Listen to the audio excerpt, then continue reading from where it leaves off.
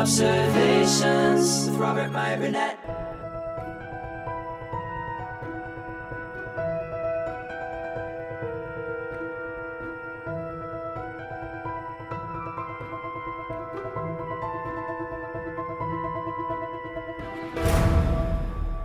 This one's pretty good. Ryan McLeod of the Clan McLeod. Ryan McLeod writes in and says, "Hi, Rob. Today, I'd like to talk about something I've been utilizing recently as a coping mechanism, if you will, for the various levels of quality across our beloved multimedia franchises. Today, I'd like to talk about headcanon.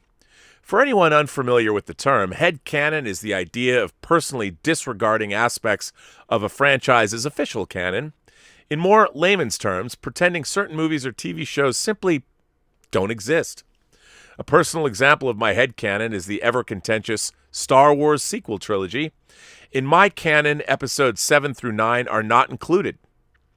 Many people dislike everything Disney has produced until The Mandalorian and may exclude Solo and Rogue One from their headcanons, but I actually thought they were solid efforts, as did I.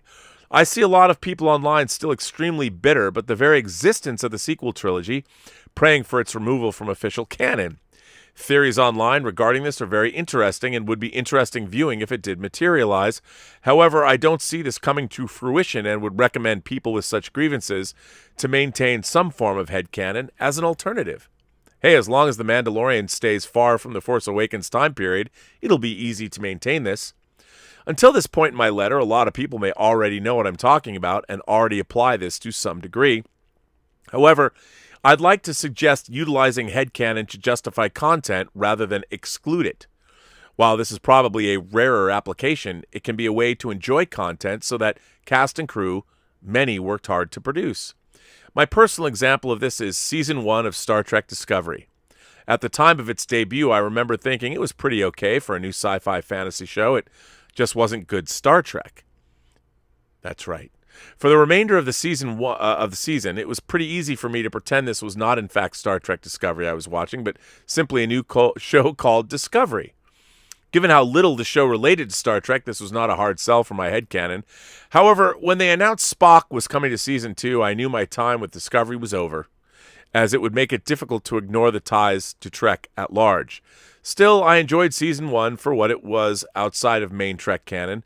I was tempted to jump in for Season 3, given the storyline removes itself from the main Trek time period, but you've convinced me I need not waste my time. Listen, I don't want to be responsible for that. You should dip into it and see if you like Trek, see if you like it. You know, while it's an affront to everything I believe Star Trek is and should be, that doesn't mean, like you said, you can watch it and enjoy it for some things. My question to you, though, Rob, is this. To what extent do you utilize headcanon? Do you begrudgingly accept Bad Robot's interpretation of Star Trek as main canon? Or do you segregate new Trek from classic and the Berman-era Trek? Are there other franchises you apply headcanon to? You did write Ryan McLeod of the Clan McLeod. You wrote that at the end of your letter. 30, Scotland. Good question, Ryan. Why? Okay. I have a good answer for this, actually. So growing up, I read a lot of Star Trek novels. And there were a lot of Star Trek novels that I really liked. Like, for instance, I liked Spock Must Die, James Blish's only original Star Trek novel. It had a lot of canonical Star Trek things in it. I liked it. And it was funny because the idea of canon didn't yet exist. To me, I thought it was a cool Star Trek story when I was younger, and I just put it in my mind as, yep, that happened. I like that. So that's how I felt about that story. And so that's how I felt about that story. But it wasn't. And as I grew up and grew older reading Star Trek novels, like there were Star Trek novels in my mind, I'm just like, well, that happened. Diane Duane's The Wounded Sky, John Ford's The Final Reflection, Judith and Garfield Reeves Stevens' Prime Directive and Federation. Those happened in my mind. Peter David's Imzadi, Diane Duane's Spock's World. Those are just stories I thought were great Star Trek stories that happened. I love all the post-Dominion War novels that they've been putting out, or that they were putting out. Like Articles of the Federation was a book I really liked. I've always talked about my beloved David Mack, who I guess we can't really talk as much or converse as much because he's afraid that I'll out him and they'll have to know that a hater of modern Star Trek. Look, I wish everybody who works on Prodigy all the best. But I love David Mack's Star Trek books. I love his Mirror Universe duology. I love his Destiny trilogy, which is not only great science fiction and great Star Trek, but just great books. I like his Noonien Sung trilogy about all the Sung androids, the Cold Equations. I call it the Cold Equations trilogy just because I like that. I don't think it's really known as the Cold Equations trilogy, but that's the name of one of the books. All those books become headcanon to me.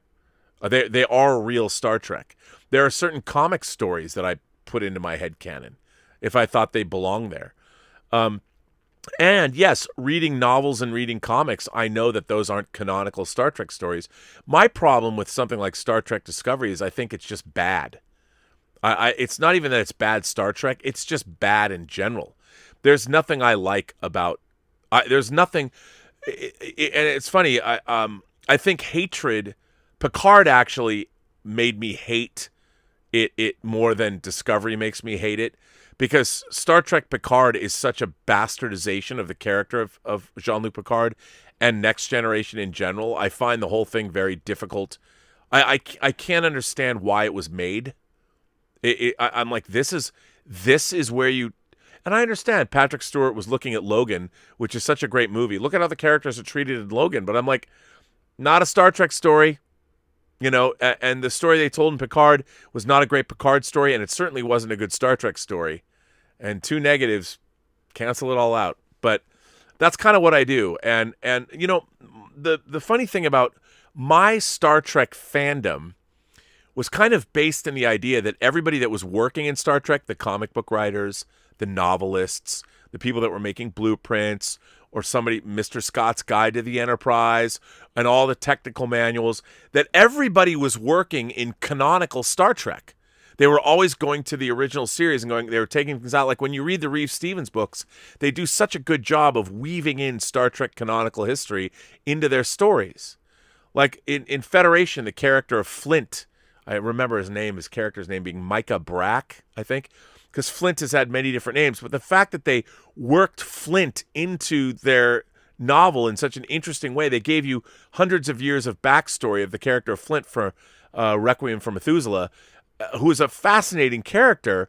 I just thought that was amazing. And they honored what was already existing and made it work within Star Trek canon. So I think one of the problems that I have with modern Star Trek is everybody, whether they're, yes, the Gold Key comics don't count because those people hadn't seen the show.